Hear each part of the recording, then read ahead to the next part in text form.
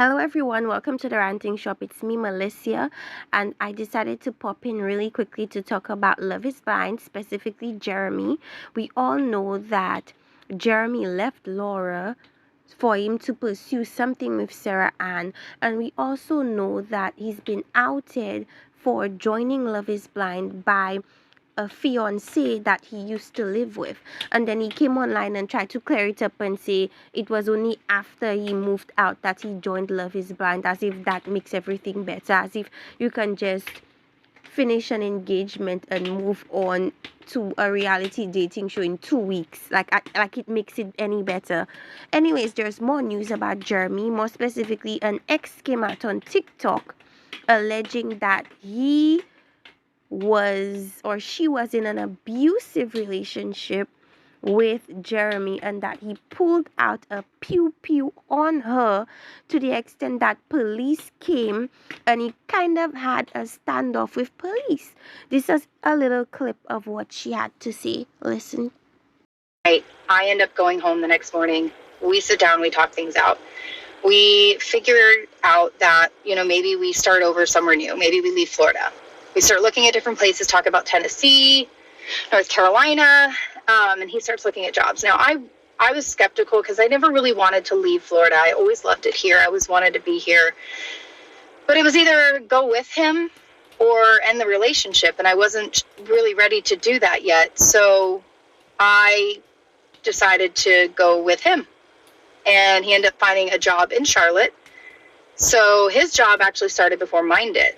And so he actually went up first, and then I followed up after with the U-Haul and everything. So we ended up getting a house in Concord initially, and my office was all the way in Ballantyne. So if you know the area of Charlotte, then you know that's a really long drive.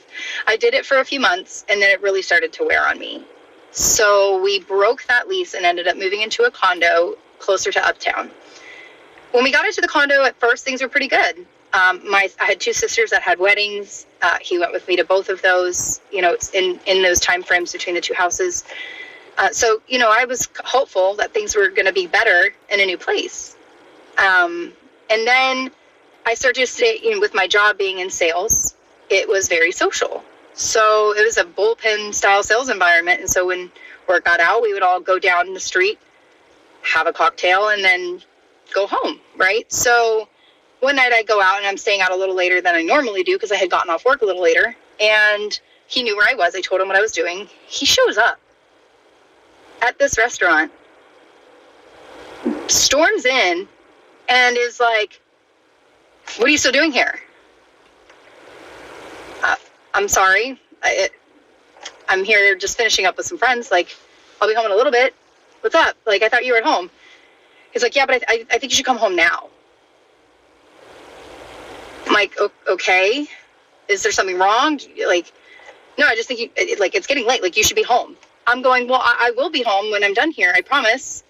Like, I'll come home. I promise." And he's visibly angry and storms out of this restaurant.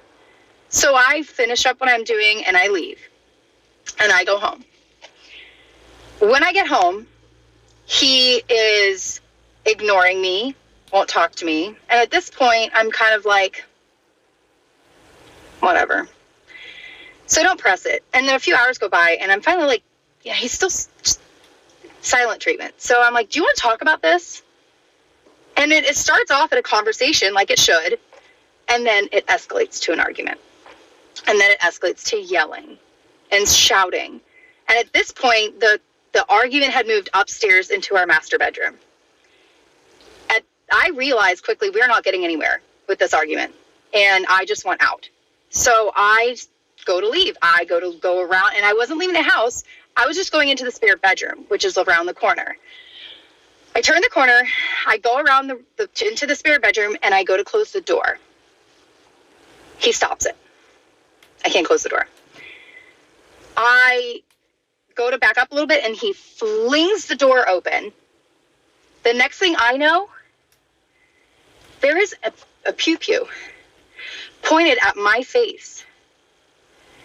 And guys, this is really hard to relive, so bear with me here. I don't remember exactly what he said in that moment. I was so just in shock.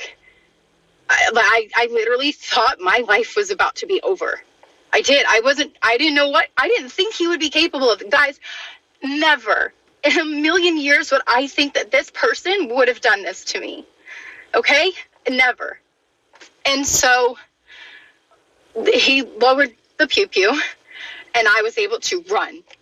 And thank the Lord, I had my phone in my hand. I was able to run out of the house. I had 911 on the phone. As I was running, and all I can think about is get away from this property. Get away from this property. So I start running as fast as I can, and I speed behind some bushes, and I start running up behind the back end of our condo complex. And I'm freaking out. I'm crying. I tell them, I don't know. I left the property. I'm not near him. I don't know where he is. I think he's still there. And all this, I stay down the street for what felt like forever. And it was so cold. I was literally hiding in the bushes in my pajamas. And I finally hear the sirens and I can see the lights. And so the lady on the phone with me is like, hey, I think they're there. If they're there, let's go. We can hang up. And if he's not at the property, can you please go to the property?